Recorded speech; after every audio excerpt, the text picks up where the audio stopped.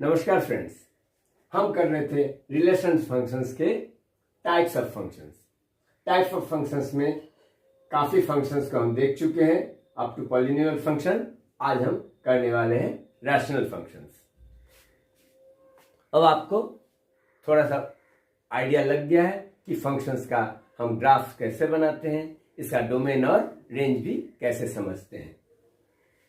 चलिए, rational functions कहने से पहले आपको याद दिला दें कि क्लास 9 से आप पढ़ते आए हैं रैशनल नंबर, या तो उससे भी पहले।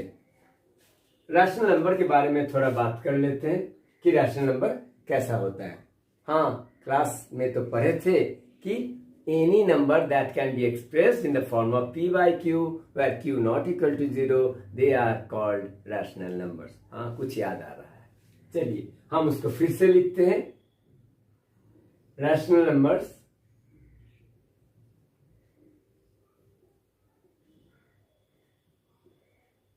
are in the form of p by q where q not equal to 0।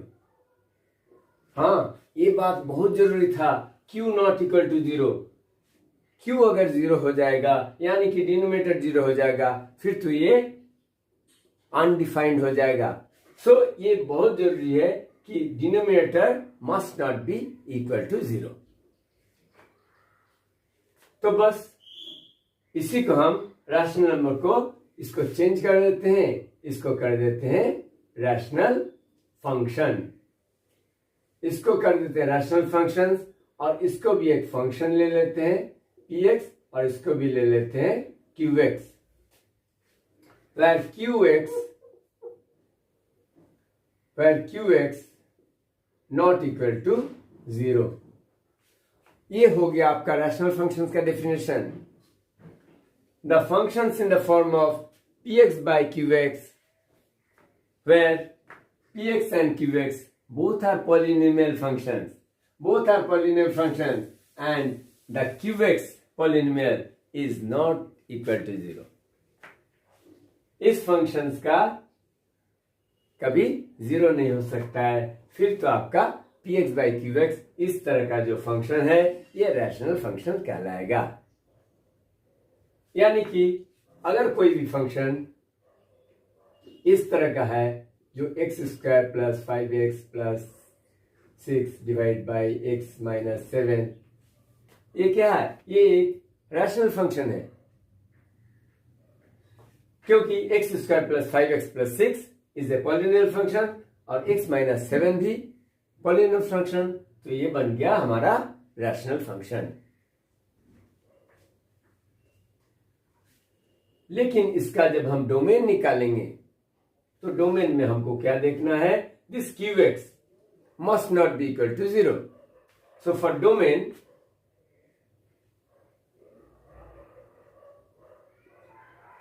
Of the function हमें क्या करना है? qx must not be equal to 0, यानी कि x - 7 should not be equal to 0। अगर x - 7 0 हो जाएगा तो फिर ये फंक्शन अनडिफाइंड हो जाएगा, तो हम फिर निकालेंगे क्या? उम्मीद है आप मेरी बात को अच्छी तरह समझ रहे हैं। x - 7 is not equal to 0, इसका मतलब है x not equal to +7। x का वैल्यू 7 नहीं आ सकता है, यानी कि आपका x का वैल्यू 7 देना परमिसिबल नहीं है। You are not permitted to give 7। तो डोमेन में क्या आएगा? 7 नहीं आएगा। 7 के अलावा सारे नंबर आ सकते हैं, उसमें कोई आपको रोक टोक नहीं है। तो इसे हम डोमेन के फॉर्म में लिखेंगे कैसे? चलिए हम एक नंबर लाइन देखते हैं जहां पर ये मेरा 7 है, ये है -∞ और ये है +∞। अब हम देख रहे हैं 7 के अलावा -∞ तक हमारा टोटल परमिसिबल है, यानी कि 7 पर हम होलो मार्क लगा देंगे, होलो सर्कल कर देंगे। और 7 के बाद भी इन्फिनिटी तक हमारे सारे रियल नंबर आ सकते हैं। तो हमारा डी हमारे जो फंक्शन का डोमेन बन जाएगा वो क्या बनेगा, वो बनेगा ओपन इंटरवल -∞ to 7, और 7 पे भी हम ओपन इंटरवल लगाएंगे क्योंकि 7 तो इंक्लूडेड नहीं है। और फिर 7 से हमारा +∞ तक जा रहा है, इसलिए इस 7 पर भी हम ओपन इंटरवल लगाएंगे और इसके बीच में लगा देंगे हम एक यूनियन का साइन। -∞ to 7 और 7 to ∞, और बीच में क्या लग गया, यूनियन का साइन। यानी कि माइनस में भी 7 के लेफ्ट साइड में जितने भी हैं सारे रियल नंबर हमारे इंक्लूडेड है। 7 के बाद भी जितने नंबर है इंक्लूडेड है, लेकिन 7 इंक्लूडेड नहीं है। किसी किसी बुक में इस तरह से लिखा रहेगा तो आपको कॉन्फ्यूज नहीं होने का है। अगर आप ऐसे भी लिखते हैं, function of the domain of the function is real number minus एक सेट है जिसमें ये इकलौता 7 है। इस 7 को आप रियल नंबर के सेट से माइनस कर दो तो ये आपका डोमेन ऑफ द फंक्शन हो जाएगा। या तो ऐसे लिखो या तो ऐसे लिखो, सब चलेगा। बच्चों, रेंज के बारे में अभी हम बात नहीं कर रहे हैं। रैशनल नंबर का रेंज निकालने का हम अलग से वीडियो बनाएंगे, क्योंकि इसका ग्राफ, हर रैशनल नंबर का ग्राफ बनाना इजी नहीं होता है और आपको 11 के लेवल में वो करना भी नहीं है। लेकिन कुछ सिंपल रैशनल नंबर का हम ग्राफ आपको बना के दिखाएंगे, लेकिन रेंज के लिए हम अलग से वीडियो बनाएंगे और उसको हम अच्छी तरह समझाएंगे, इसलिए उसको अलग से हम डिफरेंट टॉपिक में कवर करेंगे।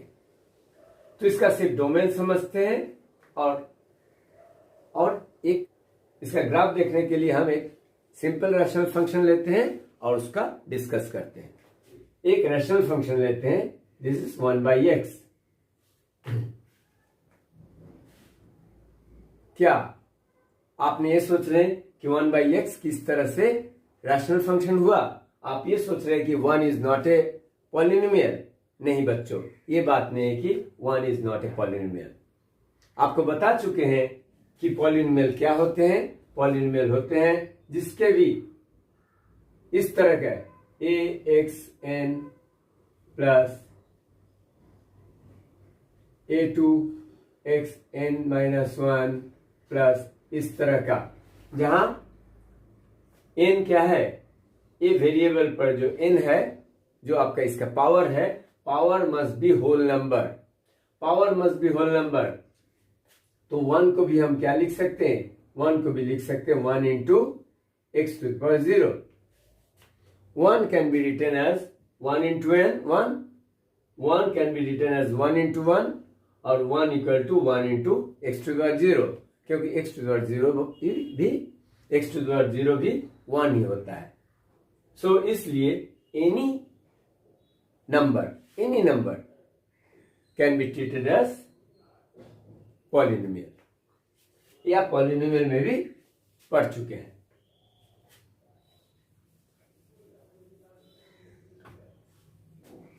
तो अब इसमें x का वैल्यू आप 0 नहीं डाल सकते हैं, x का वैल्यू 0 नहीं डाल सकते हैं। 0 के अलावा कुछ भी पॉजिटिव या नेगेटिव आप डाल सकते हैं।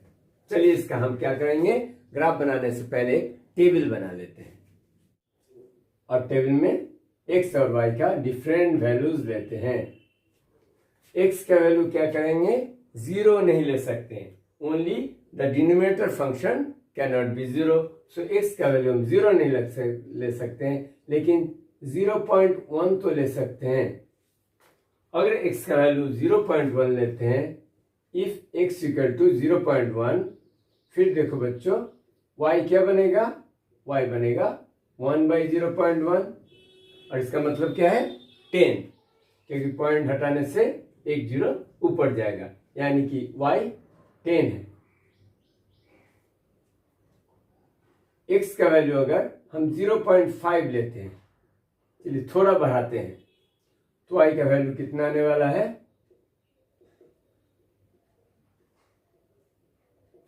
यानी कि 2। x का वैल्यू 0.5 लेने से ये 2 आएगा, तो y का वैल्यू 2। अब x का वैल्यू आप 1 ले सकते हैं, तो 1/1 1 ही आने वाला है।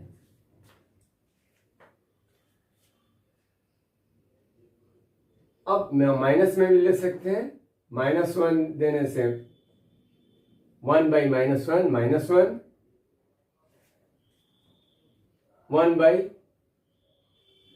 1/-0.5 सो आएगा -2, -0.1 ये भी आएगा -10। अब इसका देखते हैं ग्राफ का प्लॉट करने से किस तरह का ग्राफ आता है।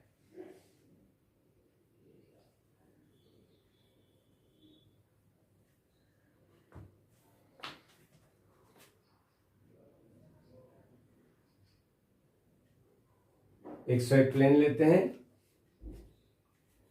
x का वैल्यू 0.1 है, यहां अगर 1 है, यहां 2, 1, 2, -1,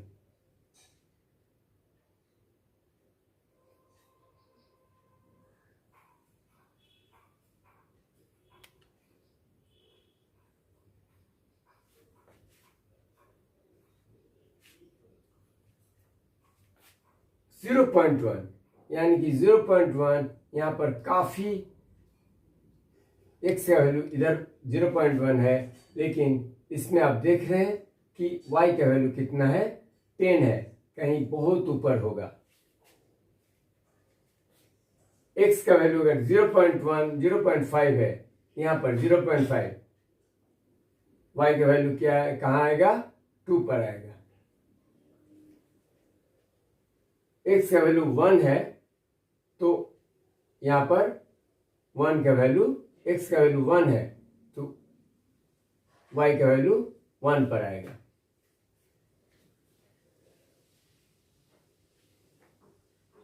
अगर इस तरह से आप पॉइंट लेते जाएंगे तो आप देखेंगे ये ग्राफ, हमारा रैशनल फंक्शन का ग्राफ कुछ इस तरह का बनता है।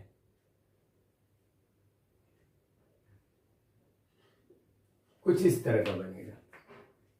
और जब माइनस में लेंगे तब माइनस में देखो 0.1, यानी कि 0.1 में -10 पे आएगा, 0.1 में -10 में आएगा, 0.5 में ये -2 पर आएगा, और -1 पे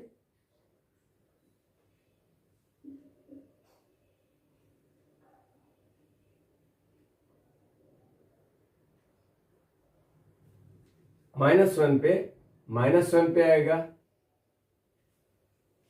तो इसका भी ग्राफ कुछ इस तरह से, इसका भी ग्राफ कुछ इस तरह से बनेगा।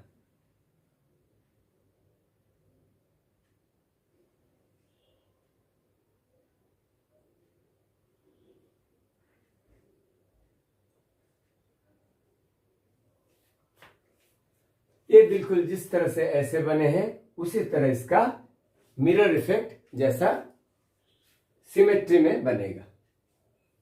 तो इसका ग्राफ इस तरह से बनेगा, क्योंकि यहां पर 0 तो देख रहे हैं, x में भी नहीं है, y में भी नहीं है, क्योंकि x में अगर 0 नहीं है तो x का वैल्यू आप 0 नहीं डाल सकते हैं, तो y का वैल्यू भी आपको 0 पर नहीं मिलने वाला है।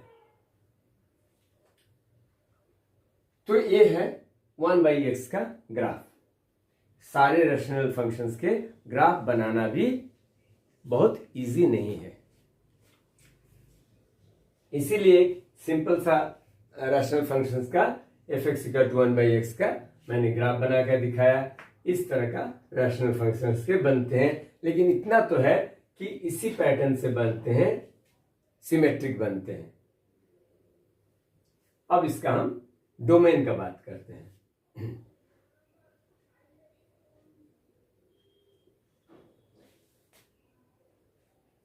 इसका डोमेन क्या हो रहा है?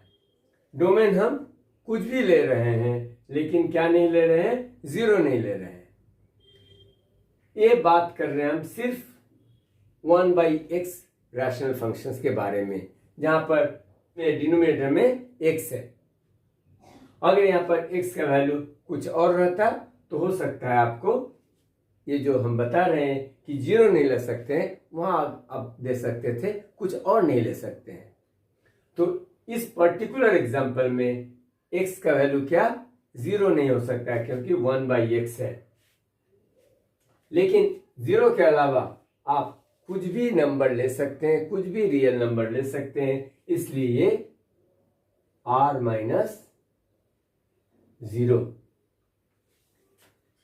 इस जीरो को सेट के अंदर लिखना है, तभी आपका आंसर सही है। और नहीं तो आप ऐसे भी लिख सकते हो,